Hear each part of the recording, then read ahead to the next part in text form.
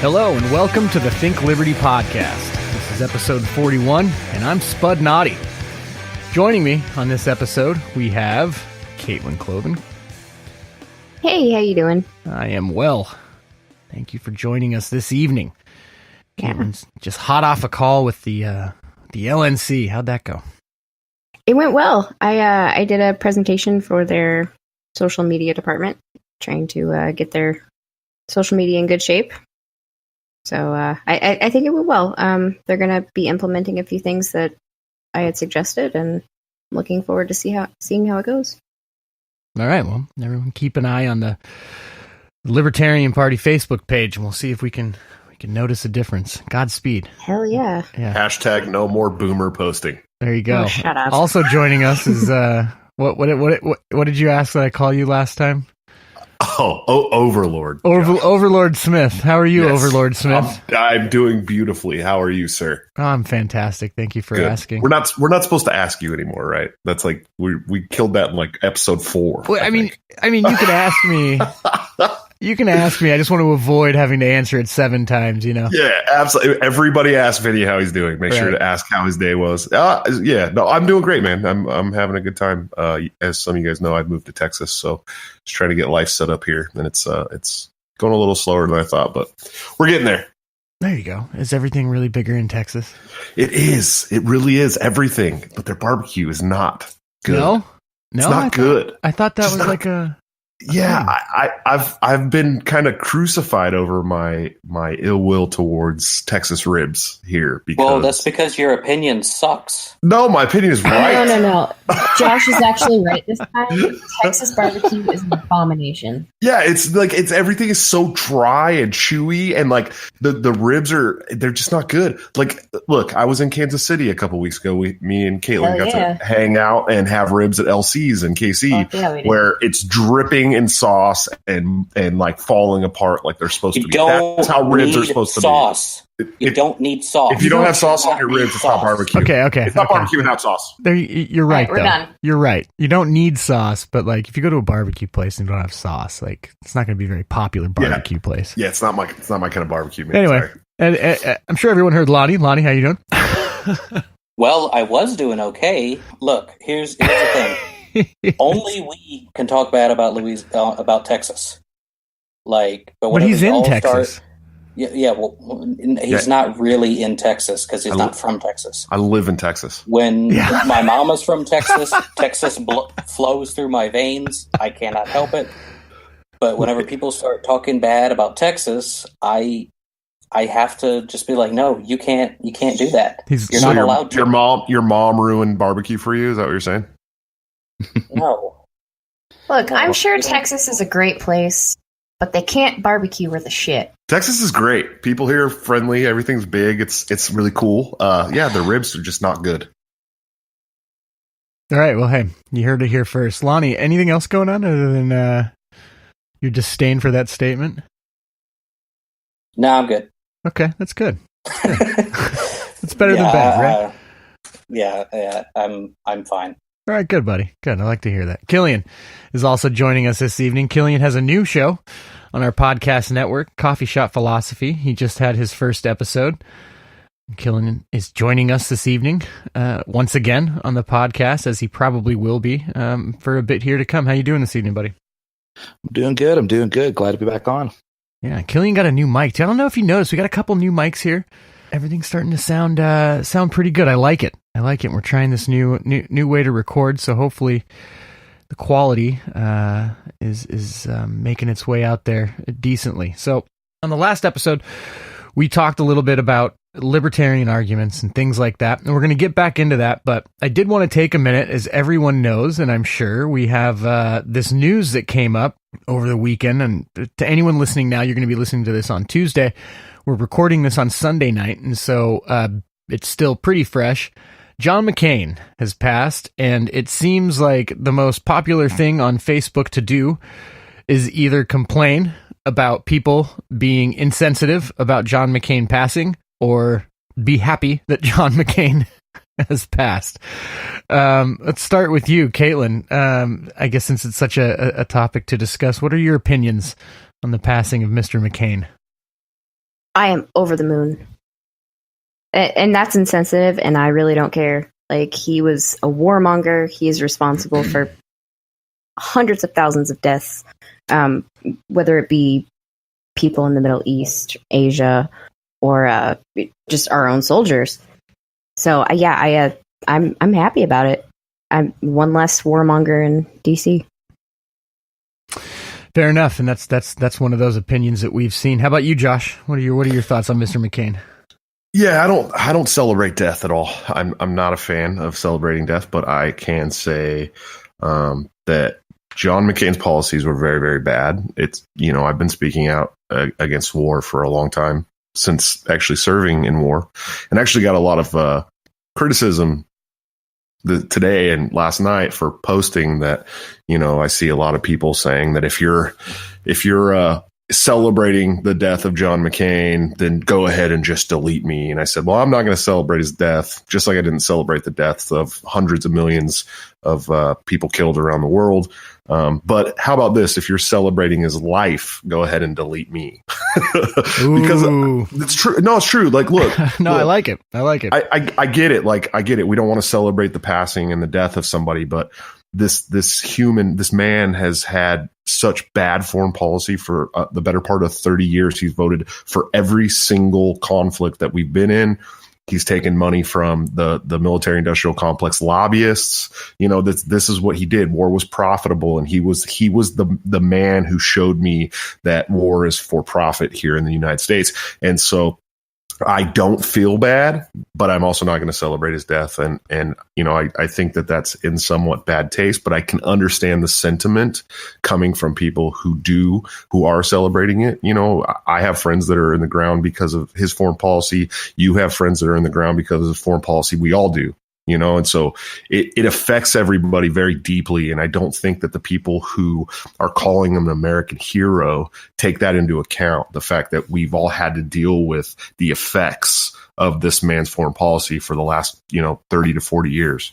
So I'm not celebrating, but I'm also not mourning.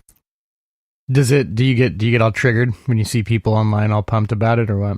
Yeah, I mean, well, look, here's the thing. People in the Libertarian Party calling the guy an American hero. And that's really hard for me to swallow, because we are the only voice for anti-war in this country as far as political parties go.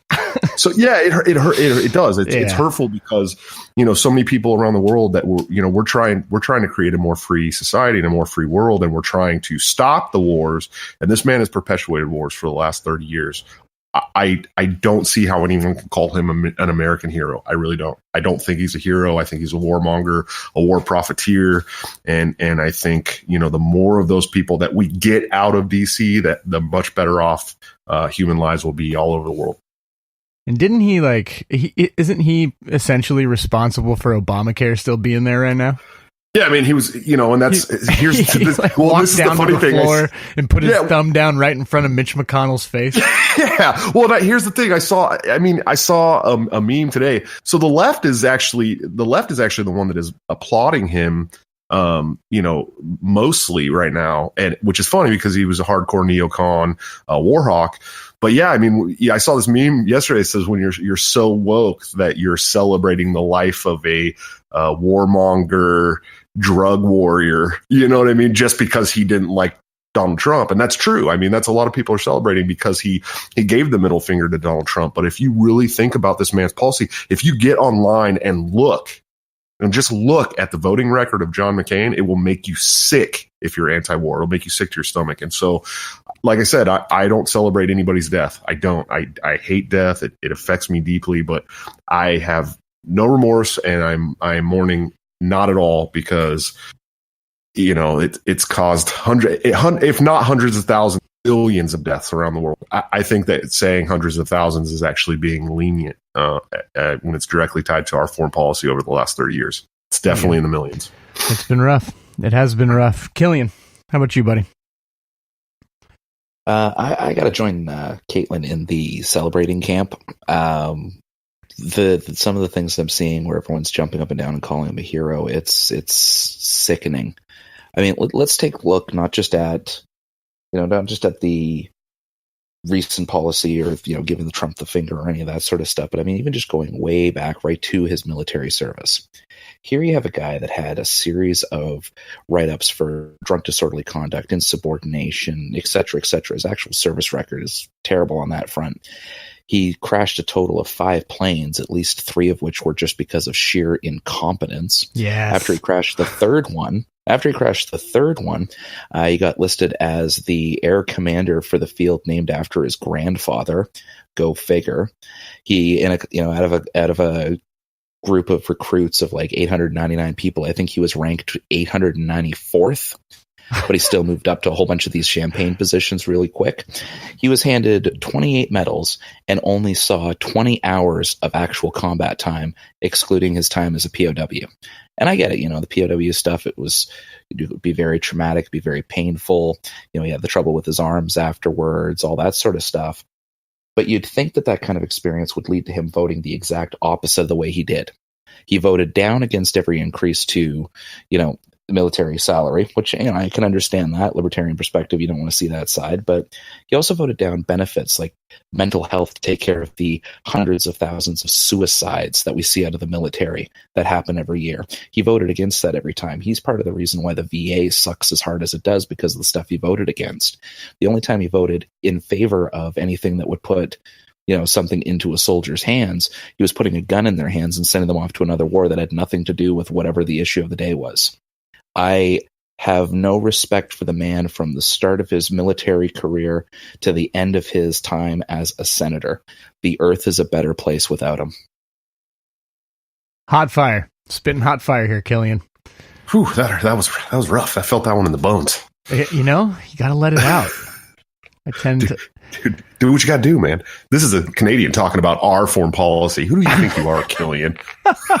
Where do you get We're off? the nice guys. Where do you get off? I know you're so nice. In fact, it tells you how bad this guy is, right? It tells you how bad this guy is. When the Canadians pissed off. Yeah, no kidding. When the Canadians aren't saying thank you and sorry, going on. Yeah, there's got to be something wrong. Lonnie, how about you? What are your thoughts? Well, I don't know how I'm going to follow that, but well, my take is kind of similar to Joshua's. I'm not celebrating, but I'm also not sad either. But what I see a lot of these, I guess in a sense, like these eulogies coming from people, even libertarians, like how was mentioned earlier. And there's an article that came out by Tom Woods. I believe it's on his website, and he discusses this. And kind of the point that he talks about is the eulogies tell you more about the people giving them than it does about McCain. And that these are people, even what's her name, Ocasio-Cortez, she even had nice things to say about him. And it's like, I mean, you're supposed to, even Bernie Sanders claimed to be anti-war. And you're celebrating the life of this person who was probably one of the biggest warmongers in our nation's history. And you have people now is not there's no probably about that one, right? Yeah. Now is not the now is not the time to discuss his faults and shortcomings. Well, when is going to be the time? In 5 days, in 2 weeks, in a month? Like, what's the appropriate amount of mourning that people can do before we are able to get back to discussing his policies and the horrible effects that they've had? I mean, when can we get back to being libertarians again? You need to have some class. Well, if you want to say something classy, and you don't want to, woo-hoo all over the internet, my condolences to his family and friends. That's it. That's all you have to say. You don't have to be like, oh, he was a hero, coming from libertarians. He was an American hero. You have Gary Johnson. His voice will be missed in the public square. Really? his voice will be missed. The voice that has been chanting for war will be missed.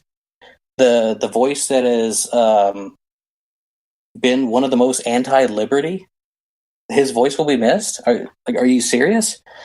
These are, like I said, it's sad seeing all this come from libertarians. I'm waiting on Bill Weld to write about his dear friend and colleague John McCain. I'm waiting on that one to come out. Fun fact: I called Bill Weld out on Twitter today. Good. Oh boy. Yeah. Well, here's the thing. We have a U.S. Senate candidate running in Utah, Craig Bowden, who's great. He's been running his campaign for over a year. He's gotten a lot of attention. He's raised a ton of money. He's running against Mitt Romney, and Bill Weld put out all of these great endorsements for people. He even just endorsed Adam Kokesh for U.S. Senate in Arizona, which was pretty surprising. But he won't endorse our libertarian candidate against Mitt Romney. So I called him out on Twitter today, and I sure hope that he read it and he does the right thing by the party he says he supports and cares about. There's a rumor. I've heard the rumor is not true, but I do know that there is a rumor that Mitt Romney is being courted to join the Libertarian Party, and that is why he is not endorsing. I've heard that is not true. I've also have a theory that if it is true, that would be why your former opponent, your chairman, your boss, I guess, if you will, Joshua, is grieving on Twitter. You know, he's on suicide watch. He's not my fucking boss. Yeah, Nick Starwater on suicide watch. He's not my boss. So. No, he can't. He doesn't tell me what to do. He's not my boss. Yeah, you're not my dad. You're not my supervisor. This took a good turn. I like this. Yeah, this is great. Yeah, he's not my boss. Sorry. So that's he's just not. All right, Anyhow. Well, I'm done. Yeah, no, okay. So just before we do move on, I give my 2 cents, right? On John McCain. I tend to look at things a lot, and I've said this a lot about Rand Paul too. People like to wax on and romanticize about how awesome Rand Paul is because he does say some cool stuff, right? Like Rand Paul has like a couple good handfuls of quotes that look good on T-shirts and stuff, or on posters, or as Twitter clapbacks or something like that. But he does stuff like votes in Jeff Sessions. And then he makes these grand things, like he'll stand in a hallway with a copy machine. And so I tend to look at that stuff kind of like not what you say and more what you do and what you get done. And that's what I tend to focus on when I'm looking at people and I'm kind of sizing up people. And if you do that for John McCain, you don't get a lot of great stuff. Now, I understand what John McCain said, right? And yeah, he'll tell you that he's a virtuous person, and he'll say all these things that would indicate that he's a great guy, right? But he was also on board for going to war with Afghanistan, Iraq, Syria, Libya, West Africa, Central Africa, Iran, Bosnia, Kosovo, Ukraine, Russia, North Korea, and he probably would have gone to war with China if someone would have given him a chance. I'm all set. That's absolutely terrible. And we can thank him for the fact that Obamacare's still rolling. Oh, on top of so many other things as well. So many other things. That's not just Obamacare. Yeah. Well, that was just a recent one. That was his little. In the house of shitheads, McCain was one of the worst. And oh yeah, like I said, you don't have to get on Facebook and say, yeah, ding dong, the witch is dead. But I mean, celebrating a life that had that much bad shit attached to it is just not. It's not a good thing. If you're trying to virtue signal that you're a good person by praising the life of someone who's done all this stuff, you're not virtuous. Well, you got to take a minute. You got to take a beat and think critically about what you're endorsing when you say stuff like that.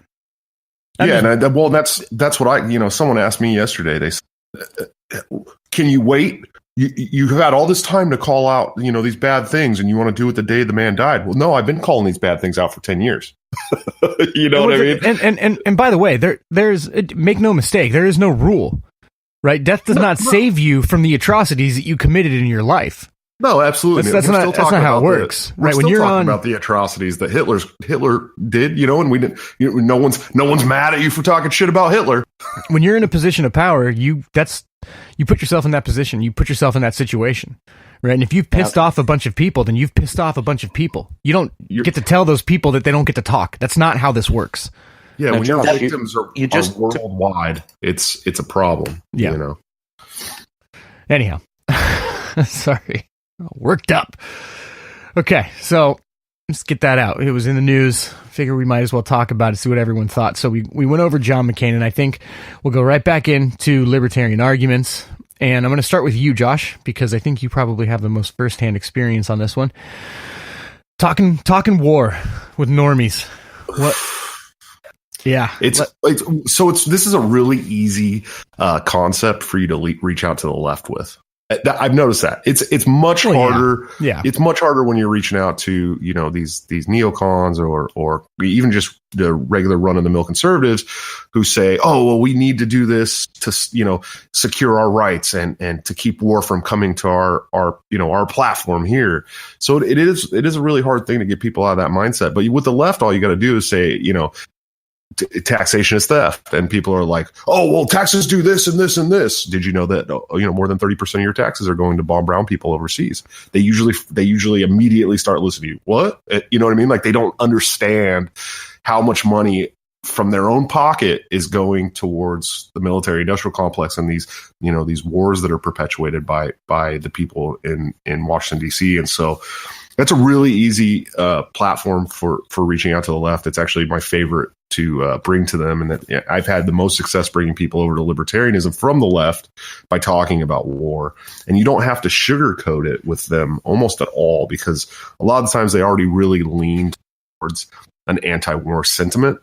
With the right, it takes a little more finesse, and you can't just go into it with the same arguments that you do with the left. Obviously, you really have to explain to them why it's important to not kill people in a way that they can understand. You know what I mean? These terrorists, not everyone's terrorists. And I think Ron Paul was really, really good at this. You know what I mean? Because he was able to talk about blowback in a way that made the normal conservative understand what he was saying. He talked about, what would you do if you're living in Texas and, Russia or China or North Korea comes here and sets up, and they say, now we are going to take this space from you. If you come over this line, you're going to be shot. Well, they'd fight back, and when he was able to talk to people in that respect about blowback and how we've created a lot of these tensions around the world with our foreign interventionism, that really starts to get people thinking. I think that's why Ron Paul still so heavily applauded, was he wasn't afraid to stand up to, Rudy Giuliani in the debate and talk about that stuff and tell, people on Geraldo and all these shows and really say what we as libertarians are always thinking. And so being blunt about it with the conservatives, right, is a little hard. But if you can get them to understand, from their own perspective, because a lot of times they stay in their own little bubble, their own little echo chamber. When you tell them, hey, how would you feel if someone set up right here in the front of your house? Well, I'd be going to war right here. Yeah, of course you would. It's two different arguments. It's kind of this, it's the same thing, but they're styled different to the right and the left. But we can have a lot of success bringing the left over, talking about the anti-war sentiment. Then we just have to teach them about economics. One step at a time, buddy. One step at a time. Here, listen, you're come over here and read this Murray Rothbard. One step at a time. That's right. Killian, how about you, man? It's like Josh said, I think it's easy enough to talk to the left about the war, but what do you got for talking to the right about war? Well, talking to the right about war is pretty easy, at least in my experience with it. Quite often you'll find that you're not going to win on a purely moral ground, like saying, hey, did you know that sending a bunch of people to kill countless innocent brown folk is a bad idea? Oddly, that moral argument doesn't seem to get a lot of traction in a lot of those circles on the right, especially with like neocons and the like. It just doesn't resonate well. But I find that pushing the argument for consistency is one of the easiest ways to win that argument over. So what I mean with that is, you go with, say, the economic approach, because libertarians generally, for the most part, there's some of those out there that don't, but for the most part, tend to agree with the right as far as economics are concerned. Free market, government shouldn't be messing with my wallet, et cetera, et cetera. And you just sort of like what Josh said, you point out how much of the pocket, like how much of your pocket is being emptied out for a whole bunch of unnecessary military interventionism. And I mean, you take that, you take war on drugs, you take the prison complex, you take all of these other things that are going on, and you just paint it out by the numbers, how much money is being taken out of your pocket to do these things, even just ineffectively as well. And the total picture at the end of the day is, wow, we're getting screwed for this faux Keynesian model of tax and spend. The only difference is this tax and spend creates enemies and kills people. Bonus. Go team. Some good stuff there. Okay, so Lonie, let's say you're talking to someone and they are, they're telling you, okay, but look what's going on in North Korea. Are you supposed to just sit back and let them build their bombs and treat their people like that? What do you do there? Well, aren't libertarians supposed to fight communism? I mean, not literally. So not like literally fight it with like guns and stuff, like more on like a philosophical or conversational kind of way is how you fight communism. So with North Korea, usually what I would tell people is they're broke, they're falling apart. You kind of just let them fall apart. If they managed to make a missile, it would more than likely fall back on them and blow themselves up. So it's not really, unless there's unless there's clear threats that are likely to be carried out, and for a fact, you obviously don't wait for California to be nuked before, because a lot of people are like, oh, well, you can't do anything until, well, you don't wait on Hawaii or Alaska or California to be nuked before you take action. If you know for sure that that's a thing, well, you probably do need to stop that. But at the same time, you don't go, oh, well, they're making threats, for the same reason that you shouldn't, if there's somebody at your job site or, in your school or whatever, and they're like, yeah, I'm gonna kick his butt, and they're talking about you. Well, you kind of don't just go, okay, well, I'm just going to go over there and do it before he does it to me. You probably kind of wait it out, and then you meet them somewhere, you get caught somewhere, and then you do get out like that. I kind of think of it in that way. And that's how I try to tell people. Deal with the problem when there's a problem. Right. So, Caitlin, going in what we were saying there, what would you say to someone, because this I'm sure comes up too, so what would you say to someone that says, okay, well, what do you do about like a World War II type situation? What do you do about a Hitler type situation? I know you libertarians don't like war, but what do you do, when you're faced with something like that? Well, I'd say in the first place, don't create those situations, because it's arguably the U.S. had a lot to do with Hitler's rise to power with the Treaty of Versailles, World War I, the situation we put Germany in, with Reconstruction and all of that stuff. So I hate generalizing with terms like Hitler type situations, because every situation is different. It's very, very complicated, and that comes with being a superpower like the U.S. is. You could argue that what's going on in the Philippines right now with Duterte is a Hitler type situation, because he's, going out and annihilating all of these, drug users and drug dealers and stuff like that. But do we go over there and start killing everyone? No. And with Hitler, the situation we put ourselves in, I think stepping in was a good thing at the time. I think we should have stepped in a little bit sooner, but that's World War II talk, so I won't get too far into it. But sometimes it's justified if we put ourselves in that country in that situation to begin with. But I mean, there's a lot of nuance there. There's a lot of background information that if we hadn't have been interventionists in the first place, that may not have happened anyways. So way more complicated than surface level answers like, oh, we should always, just never intervene in anything. Well, we've been intervening for the past 100 years. So there's repercussions there. We have to tread very lightly in foreign affairs as we're pulling out. As a general rule, I'd say we don't intervene unless we are really in danger of being attacked, like actual credible threats. And then intervening then, I think, would just be building up our defenses, really pushing for more intelligence, stuff like that, to keep our country safe. Obviously, I don't want people to bomb us, but we can't go out bombing everyone else and then cry victim when stuff happens to us. Right. And it's one of those things too, like with the Hitler thing, it's like if someone's rolling tanks on a whole continent and they're throwing people in ovens, if you want to help out, I could understand.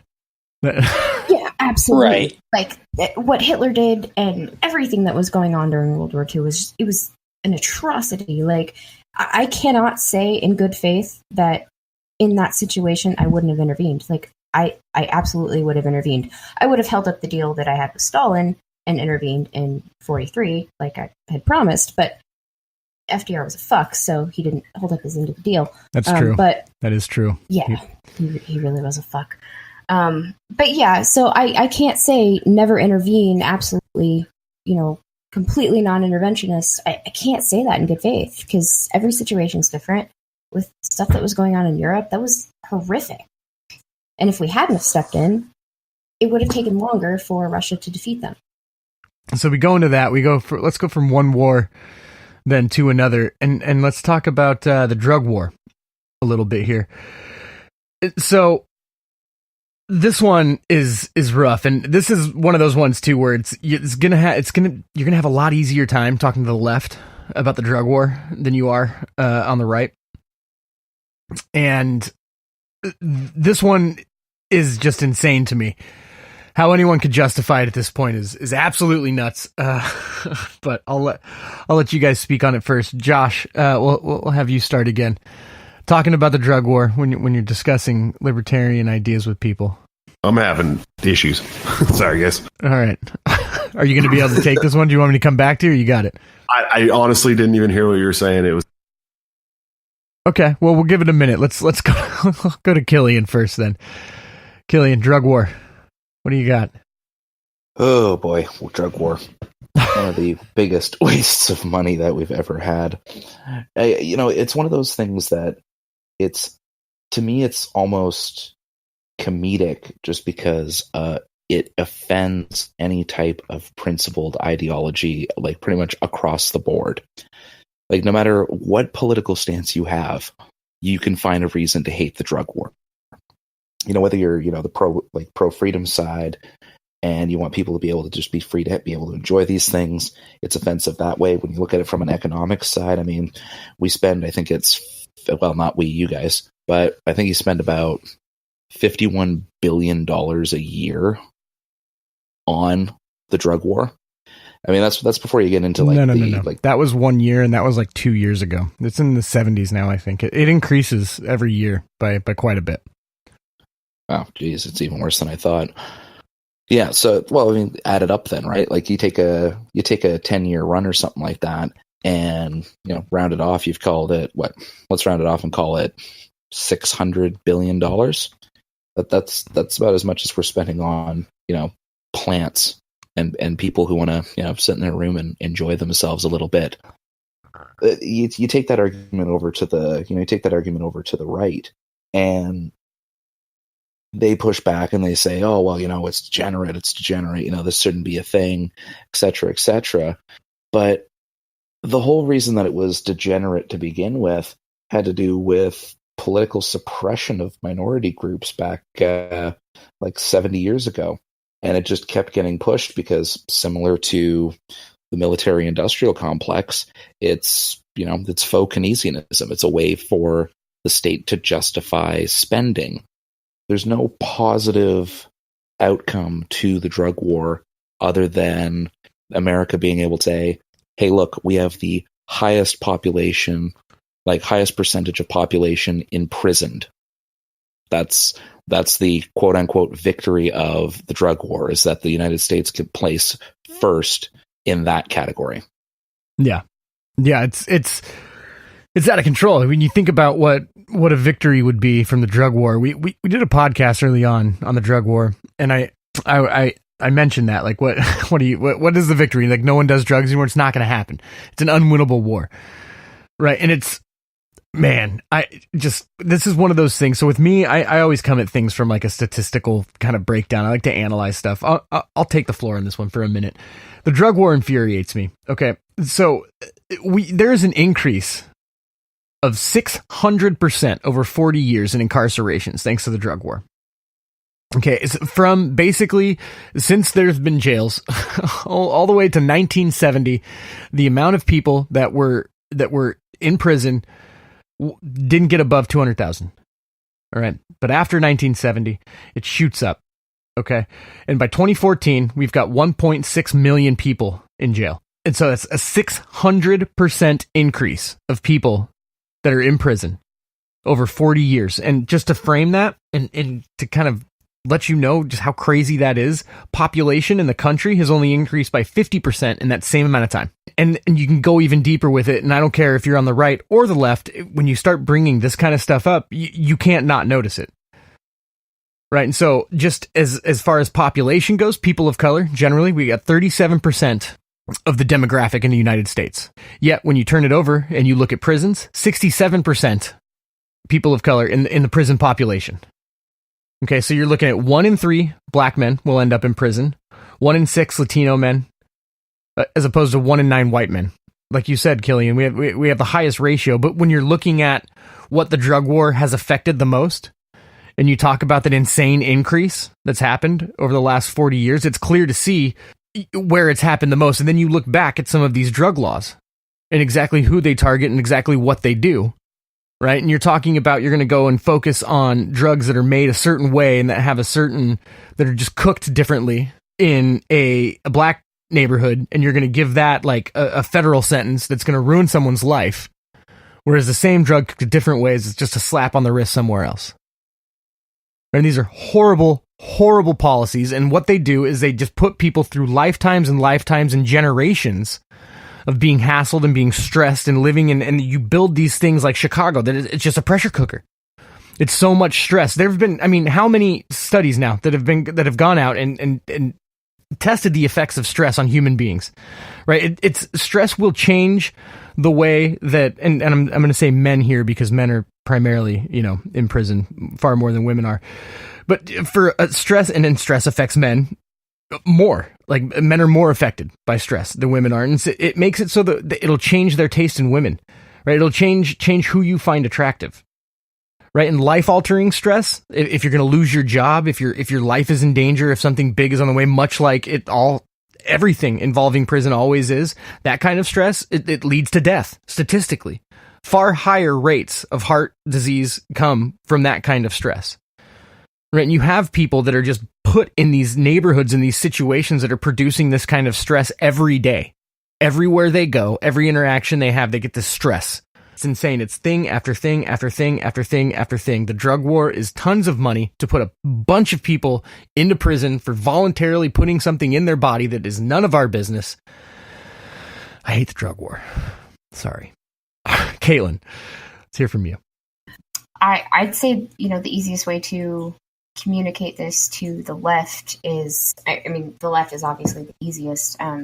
They're better on this kind of stuff. You talk about, police brutality, and which seems like a unrelated topic, but it is so related to the drug war. It puts police in these minority neighborhoods. It puts police in these situations where they're hounding everyday citizens a hell of a lot more than they would be And it creates these tensions, and that's what, leads to the rise in police brutality, which the left is championing right now. And, for good reason. It's a terrible issue. But you start connecting the drug war to all of these hot button issues that the left is pushing, and that's when you really start to win them over. When it comes to the right, I take a completely different approach. And, the right's all about, back the blue and support, police officers, all lives matter, all that kind of stuff. So I turn it on them and say, if you really care about police officers, if you really, really care about, backing the blue and supporting police, stop putting them in dangerous situations where they're going to get shot. Because that's what the drug war does. It creates this crime around drugs because it's a black market thing, because there's so much money in it, because you've created this black market, and there's danger, and it's killing cops along with civilians and putting people in prison forever. But if you have to look at what people care about. So conservatives really care about the cops, so turn that on them and make it about the cops. And I've had some success turning people's opinions, at least on marijuana. It's hard to convince conservatives that we should legalize recreational cocaine, but we'll get there eventually. It's just a fun thing to say. Josh, it is. How are you doing now, buddy? Is it working? Are you ready? Yeah, no, I think I'm doing all right. Look, when you're doing outreach, when you're talking to the right, the best thing to bring up is how the government regulating this kind of stuff or trying to go to war with this kind of stuff creates a black market. The right hates illegal immigration. They hate it. They think there's all these terrible people that are just flooding the southern border. And so always bring up the fact that, hey man, if you want, if you want to stop some of that, in the drug war, and then, legalize drugs here in the United States. And so then you don't got to worry about all those big, bad, scary drug dealers coming across the border. It's not only that, right? It's not only the drug dealers. It's one of those things too, to where it's clearly like, look, a lot of Mexico is not a rad place to be precisely because of the drug war and the black market, how much money it gives to people that want to do a lot of real bad shit. Exactly. Well, and here's the thing. And no one wants to live there. They want to come somewhere else. Yeah. Governments create black markets. Black markets create crime. Period. Plain and simple. It's not an easy issue to reach out to the right with, but if you can really break it down to them and explain to them how these black markets create the crime that they don't want here, you know what I mean? I think that's a really good way to do it. The left is easy on this kind of stuff, talking about ending the drug war. A lot of the left already agrees with us anyway. Yeah, they agree with us on the drug war. Especially on pot. I mean, there's no freaking reason in the world why weed should be illegal anywhere in this country at all whatsoever. I think people should be allowed to do whatever they want with their own bodies all the time. It's ridiculous. We're taking somebody who's smoking a plant that has scientifically proven benefits to all kinds of health issues, first of all, and we're locking them in a rape cage and creating criminals. We're making criminals every single day, and it's bullshit. The drug war is probably one of the most phony pieces of bullshit ever in this country. It doesn't help anybody at all. It doesn't help anybody. It literally, the only people it helps is the government. That's it. It doesn't help you. It doesn't help next door neighbor Bob. It doesn't help anybody. It doesn't make you more safe. It does nothing except waste your taxpaying money and continue to put money in the pockets of politicians that are fighting this war and continuing to perpetuate a war on something that doesn't hurt you. It's insane. That's it. That's my whole spiel. I love it. I absolutely love it. I was actually just sorry I took a minute there. I was just looking. What you were saying reminded me of a Milton Friedman quote. He says, if you look at the drug war from a purely economic point of view, the role of the government is to protect the drug cartel.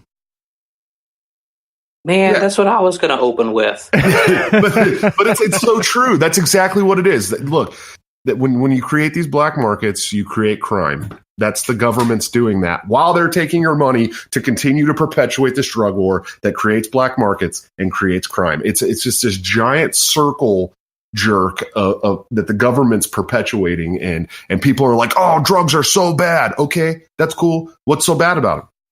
You know what I mean? Theft is bad because there's a victim. Well, and have we not done a cost-benefit analysis? 600% increase. It's insane to me. Holy shit. Well, now not only are we spending this money on drug war, we're spending money on housing these who have done nothing wrong to any other person. You know what I mean? They said something like 75% of the people that have been locked up for drug-related crimes had no victim. No victim at all. None. Why are they in jail? Yeah. Because they wanted to party? Who cares? Yeah. It blows my mind. Yeah, at an average of what, $30,000-$50,000 a year? Oh, easily, yeah. Per inmate?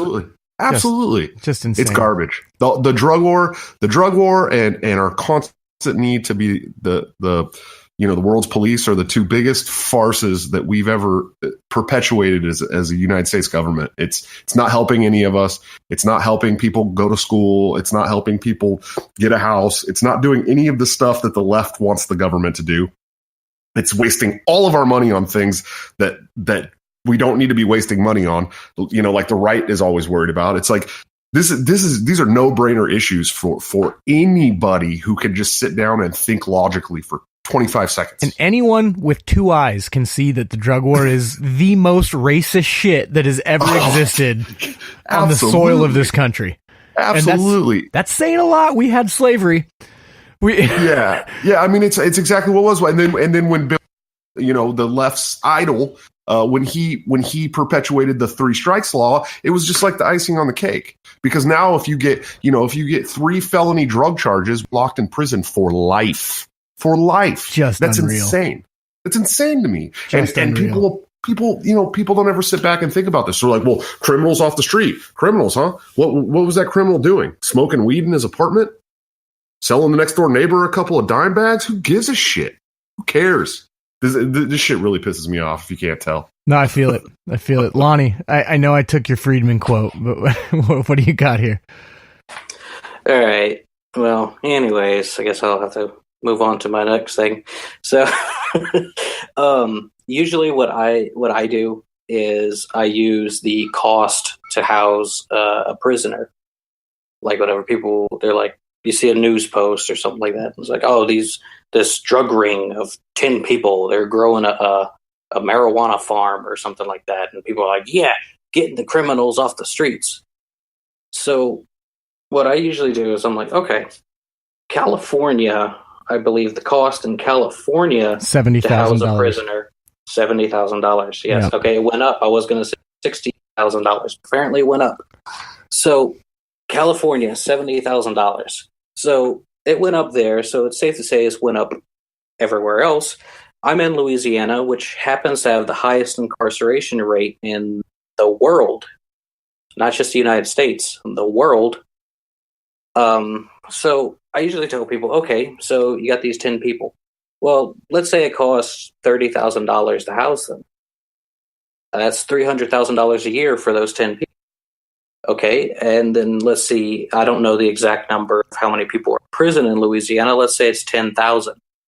So do the math on that. That is a lot of money. And it's a good chance that probably about half of them or so are probably in jail for victimless drug crimes. So, and then I usually go with telling them, okay, we'll look at Colorado. They legalized marijuana. They started using the tax money generated from that into education. Their schools are like NASA training centers now. It's pretty easy to convince someone or to get them to at least agree with you that marijuana is harmless. I don't think anyone wants to live next door to somebody that's got a meth lab, but it's pretty easy to speak for convince yourself. Someone. Yeah. So I tell them, I'm like, so you remove half the population out of prison. I'm like, then, so there's the money saved there, which we have some sort of budget shortfall in Louisiana that they're raising taxes and all kind of goofy stuff for. I'm like, so there's the money that we're missing. you do what Colorado did. Now we have all kinds of money for education. Yes, I know these aren't exactly libertarian arguments, but this is just how to get someone that doesn't understand this stuff to at least agree with you that putting people in prison for a plant is wrong. So you're struggling, you're behind, you're still not making ends meet. And this old buddy calls you, hey, if you're interested, we got some product we can move. It's paying this much. You got rent, you got all this kind of stuff, and your day job is not cutting it. So then you have to go back to drug dealing. You have to make money somehow. So then you go back to your old things. Then you get put in prison again. It just becomes this vicious cycle. These aren't exactly unintelligent people. You have to be fairly smart to be a good, to have a good little drug business. I mean, so now you're limiting them, maybe, a job cutting grass or something, or selling drugs, when you literally could just have them just running free, running their own dispensaries, whatever the case may be. It's just a big mess. And usually if you go into that and you show them the benefits and the money saved, what the money generated can do for the things that they care about, I find it changes people's minds. I've definitely talked to a few people with that, and they've kind of come around. I can't sell them on recreational cocaine and heroin, but sometimes I like to say, well, heroin is just painkillers, but illegal, because most painkillers are not far from heroin. No. Adderall and Ritalin is basically meth, but legal. Yeah, it's tough. There's some conversations are certainly harder to have than others. Killian, you had something else that you wanted to discuss there. What was on your mind, bud? Well, one of the best arguments that since we're talking specifically the messaging on this, one of the best arguments against all of the things we've discussed, so against military-industrial complex, against the prison complex, against the drug war. One of the best examples that I can think of is the Contra Wars. So, for those unfamiliar, Contra Wars were happening in about mid-90s or so. The whole story broke because a writer by the name of Gary Webb came across the story by traveling down to Central South America, and found out that the U.S. government was basically backing cocaine dealers who were funneling cocaine to the United States as a way to raise funds so that they could support military interventionism via the Contra Wars, so that they could basically install puppet regimes throughout South America. So when the story came out, everyone and their mother attacked Gary Webb. They tried to suppress everything he was saying. He ended up quitting his job. He was never worked in journalism again, and was found having committed suicide 7 years later with 2 gunshots to the head. But that's a story for another day. But it sparked a massive amount of outrage. 2 gunshots to the head. Suicide. 2 gunshots. That was what it was ruled. Yep. And that was the findings. Yep. That's like a Hillary Clinton. Clinton say suicide. He got Clintoned. Yeah. Yeah. What's the funny thing is that he put the story out and everyone lost their mind. Everything was denied. Eventually, the CIA broke because of the massive just outrage from the LA inner city community that had been supposedly ravaged by the cocaine trade. Because, like was mentioned before, when you make something illegal, you turn it into a black market and you basically prop up criminals. So we have a situation, and this happened in the 90s. This happened less than 30 years ago, right? Where the government was using the flow of drugs in order to pay for their own military interventionism as a way to bypass Congress effectively, because this was funded through CIA. And the result was a ton of death in South America while they were trying to install their puppet regimes as, fighting commies or whatever their bullshit made up reason for trying to find ways to move money around was. And you had tons of death. You had massive spikes in crime.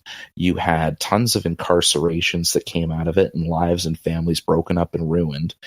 And it's all the same gearing. It was all the same mechanism where the government was trying to do one thing, and they always make sure to do it in a way where every component can try to benefit. But the components that are supposed to benefit aren't, the citizens or the country at large. It's these engines that they have so that they can justify their spending and justify their way of running everything. It's when you think about like the fact that that news got pushed under the rug because of the that was around the time the Monica Lewinsky scandal broke out. But the CIA came out and admitted that they were culpable. They actually published a public report. You can go online and find it. Just search, CIA admits to Contra Wars or something like that, and you'll find that they admitted to liaisoning with massive drug dealers, knowingly importing cocaine into the United States so that they could fund the Contra Wars. And even though they knew they were doing that, they still pushed for all of the increases on the drug war so that they could basically continue to perpetuate that and profit off of it via the prison industrial complex. And just because of, again, like I keep mentioning, the Keynesian side of it, the spending and justification of budget increases. Creating jobs, man. Yeah, really. That's how it works, right? What was it? There's another Milton Friedman quote. It's a Milton Friedman quote kind of night. He was saying something like, I hate when I blank like this. Say something like, if you took one guy, took a shovel from him, and then you brought over two more guys and you gave all three of them spoons, you've just created two jobs. It's kind of how the government looks at it, right? Yeah. Okay. All right. Well, we're going to go ahead and wrap it up here. I just want to give everyone a moment to give any plugs, closing statements they'd like to make here. The drug war sucks. That's a good one, Josh. Don't celebrate warmongering. That's all for me. I agree with both of those things. Yeah. As you should. As should all libertarians. Yeah. But I guess this is the society we live in these days. All right. That's just where it's at. If someone could let me know on Twitter at think_liberty, let's just say I'm plugging the Twitter here. If someone could let me know when I can actually start talking bad about John McCain, just send me like a DM or like tag me on something. Because I know I've been told I'm supposed to wait. I was supposed to wait, but I don't know how long. I don't know what the appropriate mourning time or grieving time is supposed to be. So let me know, and that way I can get back to talking anti-war stuff. I started grieving for his victims about 10 years ago. So, damn, coming in hot. Killian, anything from you before we go, buddy? For polite mentions, I'll say don't forget to go to the website think-liberty.com, hit the subscribe bell. That way you can get updated with all of the daily content that we have coming out. More on topic with the show. I just want to reiterate, fuck John McCain. Fuck the military-industrial complex. Fuck the prison complex. Fuck the drug war. And frankly, fuck every single individual out there listening that might have actually supported any of these things. Wouldn't the first one make you a necrophiliac, though?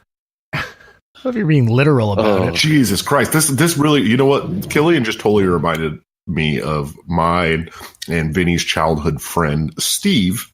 Oh yeah, fuck your friends and everything everything that friends they stood died for. Yeah. Yeah. I think Steve sounds like a good person if he says the same things about drug wars and military industrial complexes. Yeah. Well, Steve spent 6 years in San Quentin, so yeah, he's not a big fan. Yeah. He's not a big fan of the po-po, that's for sure. Yeah, they're not getting Christmas cards, to say the least. No. And God bless them. You can go to the website. You can check out. We have the special offer up there, so you can check out our shirt that we're offering. I think the Fight for Your Right shirt's still up. By the time you hear this, it might be a different one. I don't know if I'm going to change it out or get to do it or not. I'll try to, but if not, it'll be the Fight for Your Right shirt. Getting lazy here. And go to wherever you listen to. So this should be available now quite a bit more, this podcast. So if it's not there now, it should be on iHeartRadio soon. We're on Spotify. We've got the whole bunch of our stuff on YouTube now. We're catching up on getting all of that there. So we're on pretty much anywhere you can go to find us. Go and subscribe, and you'll get every episode as it comes out. You'll get the new podcast from Dylan and the new podcast from Killian as well. So keep an eye on all that. Yeah, Dylan. Who's Dylan? God, I really got to spend more time in the chat, don't I? Yeah, you're just doing stuff. I mean, listen, I'm busy. We have record podcast episode appearances now from Overlord Smith. It's back to back. 2 in a week. 2 in a week. Yeah, back to back, man. I told you I was coming home, man. I told you I was coming home. I love it. This is big time. I had to get set up in Texas. I've been working. I ran the campaign. It's important that I come home. I'm happy to be home, but I am going to make a real concerted effort to be on every podcast every Sunday from now on. Well, the podcast is better for having you. Someone's got to give your voice a run for it. Is it better? That's right. Is it better having him in here? Yeah. Oh, okay. So we're gonna. That's Lonnie. Fix your internet connection, bro. We'll hash that out on the next episode. Okay. So both of us, right. we'll have our internet connection fixed next week. Right. We'll talk this shit next time. Okay. Caitlin, I think she stepped away. She might not be here. If let's see, is she? Make sure you follow Caitlin on Twitter at AnarchoMom. Because she's zucked right now. Is she? She's actually not zucked anymore. Oh, she's not zucked. If you would pay attention in chat, you'd know this. Listen, Lonnie, I don't need getting you to tell me what to do, okay? But follow Anarcho on Twitter because she's great and she needs some followers. All right. Well, on behalf of everyone here that took their time to join me on the show, to everyone that listened, thank you very much for your time. And whether or not you like it, we'll probably be back again.